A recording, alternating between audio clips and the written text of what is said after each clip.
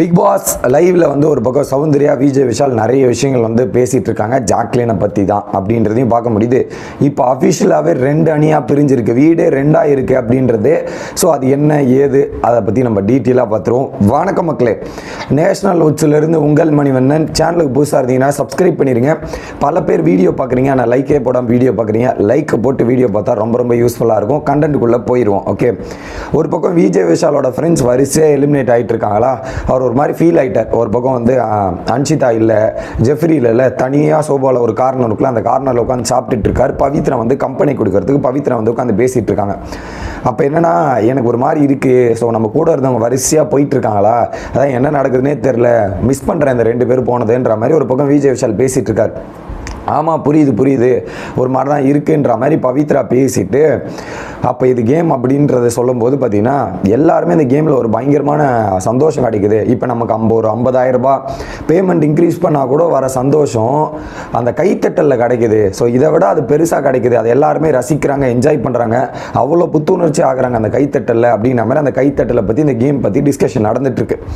Discussion நடந்துட்டு இருக்கும்போது அடுத்து அருண் வந்து ஜாயின் ஆகுறாரு, இப்போ சௌந்தர்யா வந்து ஜாயின் பண்ணுறாங்க, மற்றும் ராணோ வந்து ஜாயின் ஆகிறாங்க. ஸோ அந்த கேங்கே வந்து ஃபயர் கேங் அப்படின்ற டைட்டில் கொடுக்கலாம் அப்படின்ற மாதிரி பவித்ரா கொடுக்குறாங்க. அந்த இடத்துல பவித்ரா வேணாம், நீங்கள் அது உங்களோட வச்சுங்க, இது இங்கே சேர்க்காதீங்க, ஃபயர் பவித்ராவாக இருக்கட்டும், ஃபயர் கேங்கெல்லாம் சேர்த்துறாதீங்க அப்படின்ற மாதிரி டிஸ்கஷன் வருது.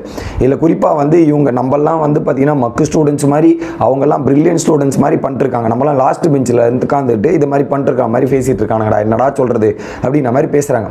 உடனே சௌந்தர்யா சொல்கிறாங்க, நம்மலாம் டிக்கெட் ஃபினாலே பயத்தை வெளிப்படையாக காமிச்சிட்ருக்கோம். அவன் ஸ்ட்ராங்காக, அவங்கெல்லாம் ஸ்ட்ராங்காக ஜாலியாக ரெடி ஆகிட்டு, பக்காவாக ரெடி ஆகிட்டு வந்து பயத்தை உள்ளுக்குள்ளே வச்சுருக்காங்க அப்படின்ற மாதிரி டிஸ்கஷன் அந்த இடத்துல போகுது. ஐ மீன், நம்ம வீக்னஸை வெளியே காட்டாமல் இருந்தால் தான் நமக்கு நல்லது. கரெக்டு தான் மக்களே, நமக்கு வீக்னஸ் இருக்கட்டும், ஆனால் அந்த வீக்னஸை வெளியே ஷோகேஸ் பண்ணாமல் கடைசி வரையும் ட்ராவல் பண்ணும்போது தான் ஓகேப்பா, அவன் கான்ஃபிடென்ட்டாக இருக்கணும் போது கொஞ்சம் வெளி தோற்றமாக தான் அப்படி காட்டணும் இல்லையா, அதை தாங்க காட்டுறாதான் நான் பார்க்குறேன். ஓகே, இவங்க வெளிப்படையாக இருக்கும்ன்ற மாதிரி டிஸ்கஷன் போகுது. இதே இங்கேருந்து கட் பண்ணால் அப்படியே அந்த சைடு ஜாக்லின் மற்றும் மஞ்சுரி பேசிகிட்டு இருக்காங்க. என்னென்னா, ஜாக்லின் வந்து ரொம்ப கடுப்பாயிருக்காங்க. என்னென்னா, வீக்கெண்ட் எபிசோடில் விஷாலை பற்றி பல விஷயங்கள்லாம் சொல்லியிருப்பாங்க. ஒரு பக்கம் மக்களுமே கைத்தட்டியிருப்பாங்க பயங்கரமாக. விஷால் வந்து அந்த ஃப்ரெண்ட்ஸை வச்சுட்டு இந்த கேம் விளையாடிட்டு அவர் வீட்டுக்குள்ளே இருக்கார், மற்றவெல்லாம் வெளியே போயிட்டாங்கன்ற மாதிரி இது இருக்கு இல்லையா, அது வந்து திரும்ப இது சொல்லியிருக்காங்க வீக்கெண்டில். மக்களும் அதை அக்செப்ட் பண்ணி ஏற்றிருக்காங்க, கைத்தட்டு வந்திருக்கு. அவர் வந்து என்ன பண்ணியிருக்காருன்னா, ரீசெண்டாக வந்து அதை ஃபன்னுன்ற பேரை திரும்ப அதை கலாய்க்க ஆரம்பிச்சிருக்காரு விஜய் விஷால். ஜாக்லின் சொன்ன ஸ்டேட்மெண்ட்டே திரும்ப ஃபன்னு எடுத்து கலாய்க்க ஆரம்பிச்சிருக்காரு. அது இவங்களுக்கு கடுப்பாகுது. என்னது இது, ஒரு ஸ்டேட்மெண்ட் சொன்னால் அது மக்களும் கைத்திட்டாங்க, இது பண்ணிட்டாங்க, அதுக்கண்டு இப்படியா அப்படின்னும் போது உடனே மஞ்சரி எக்ஸ்பிளைன் பண்ணுறாங்க. இல்லை, நீ வந்து அவங்ககிட்ட சொன்னது, அவங்க சொன்னது நீ கைத்தட்டலுக்காக சொல்லியிருப்பியோ, கைத்தட்டலுக்காக இது பண்ணியிருப்போன்னு நினைக்கிறாங்க. அது எப்படி அப்படின்னும் போது, ஏங்க நான் ரீசன் இதுதான் சொல்ல, அவனை சொன்னால் கைத்தட்டல் கிடைக்கும், இந்த ரீசன் சொன்னால் கைத்தட்டல் கிடைக்கும் தெரிஞ்சாங்க நான் பண்ணுறேன், எனக்கு இருக்கிற ரீசன், ரொம்ப நாளாக இருக்கிற ரீசன் நான் ஓப்பனாக போட்டு உடைக்கிறேன், இதில் என்னங்க இருக்குது அப்படின்ற மாதிரி பேசுகிறாங்க. கரெக்டு, நீ சொல்கிறது கரெக்டு ஜாக்லின், ஆனால் அதை அவங்க எப்படி எடுத்துக்கணும்னு இருக்குல்ல, இது ஒரு கிரிட்டிசிசமாக எடுத்துக்கிட்டு இருந்தால் அதை தப்பை அதை சரி செஞ்சு அடுத்த கட்டத்துக்கு வரணும். ஆனால் அவங்க அப்படி எடுக்கல, அதையும் வேற மாதிரி ஒரு எடுத்து ப்ளே பண்ணுறாரு. நம்ம என்ன சொல்கிறது, அதை ஃப்ரீயாக விடு, நீ எதுக்கு டென்ஷன் ஆகுறேன் அப்படின்றத சொல்கிறாங்க. கரெக்டு தானே, எனக்கு அதை மஞ்சரி சொல்கிறது வேலிடாகப்படுது. ஏன்னா நீங்கள் உங்கள் ரீசனை சொல்லிட்டீங்க, அது முடிஞ்சு போச்சு. அதுக்கப்புறம் அது கலாய்க்கிறது எது வந்து அவங்க கலாய்ச்சது அவங்க, அதை ஃப்ரீயாக விட்டு போகலாமே, நீங்கள் எதுக்கு ரியாக்ட் பண்ணுறீங்கன்றது தான் அதோட கேள்வி. எனக்கு அது கரெக்டு தான். அப்படியும் திருந்தலைன்னா அது அவங்க தரப்பு விட்டு விலக வேண்டியது தான் அப்படின்றதான் நான் பார்க்குறேன். அது ஒரு பக்கம் அட்வைஸ் கொடுத்துட்டு இருந்தாங்க. இன்னொரு பக்கம் அப்படி அந்த சைடு கட் பண்ணால் திரும்ப அந்த 5 பேர் டிஸ்கஷன் போகும்போது பார்த்தீங்கன்னா நடக்குது. இந்த வாரம் அவனை பார்த்து ஆடணும், கேம் இது பண்ணணும் போது உடனே பவித்ரா சொல்கிறாங்க, எனக்கு கடுப்பாகுதுங்க, அந்த பாட்டம் 3ன்னு சொல்கிறாங்க, அதை வந்து மக்களுக்கு ஃபீட் பண்ணுற மாதிரி இருக்குது. எனக்கு என்னங்க இது ஏங்க அவங்க சொல்கிறாங்கன்னு கேட்குறாங்க.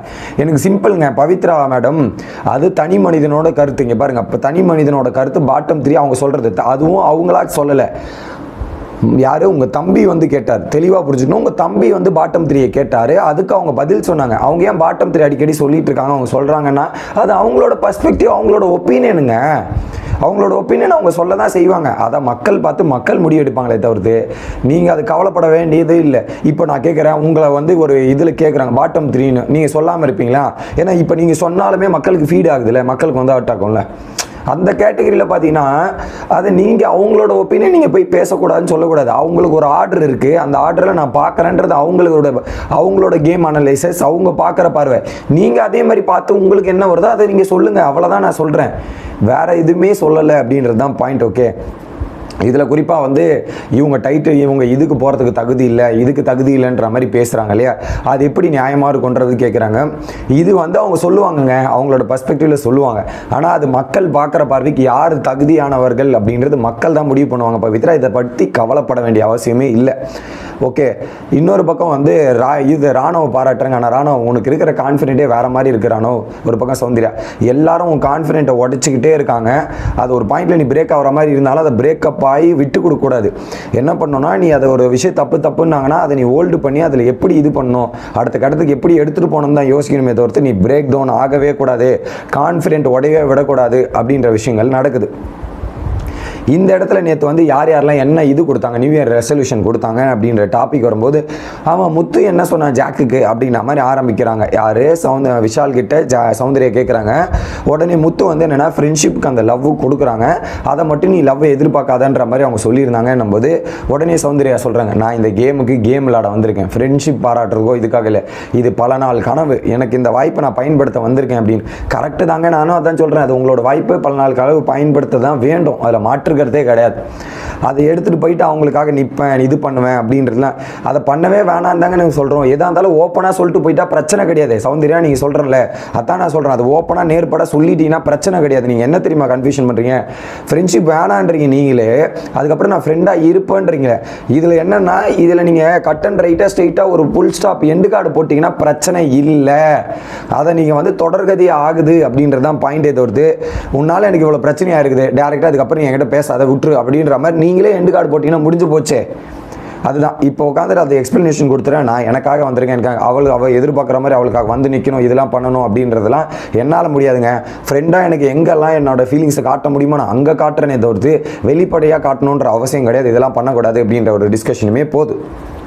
அந்த இடத்துல சௌந்தர்யா உடனே வந்து விஷாலுமே பேசும்போது பார்த்தீங்கன்னா இந்த இது இருக்குல்ல, பின்னாடி பேசுறதுன்றதெல்லாம் சொல்கிறாங்க. பின்னாடி பேசுறது என்னங்க, ஒருத்தரை தப்பாக பின்னாடி பேசுறதாங்க பின்னாடி பேசுறது, மற்றதெல்லாம் எப்படிங்க பின்னாடி பேசுறது வரும்ன்று.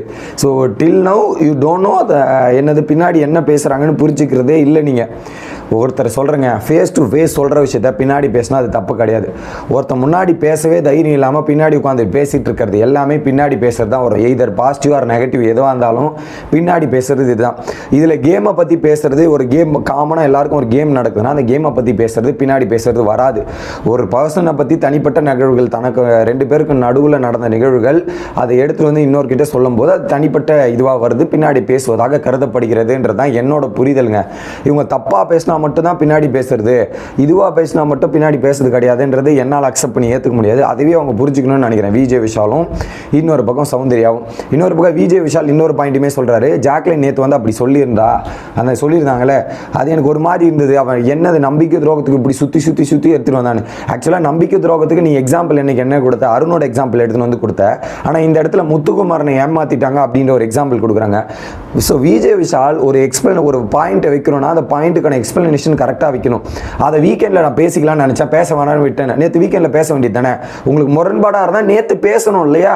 அதை பேசுகிறத உட்காந்துட்டு இங்கே வந்து பேசிகிட்டு இருக்க அர்த்தோட தான் சொன்னேன். ஜாக்லின் சொன்ன பாயிண்ட் உறுதியாகுது. இந்த இடத்துல எந்த இடத்துல பேசணுமோ அங்கே பேசாமல் பின்னாடி மட்டும் இப்போ கூட நான் இந்த ரீசன் இருந்து நான் சொல்லியிருக்கலாம், இங்கே ரிஜிஸ்டர் பண்ணுறாரு, அதை வீக்கெண்ட் எபிசோட்லேயே ரிஜிஸ்டர் பண்ணியிருக்கலாமே, எங்கே பாயிண்ட் சொல்லாமல் அங்கே ரிஜிஸ்டர் பண்ணியிருக்கலாமே, அதைத்தானே ஜாக்லின் சொல்கிறாங்க.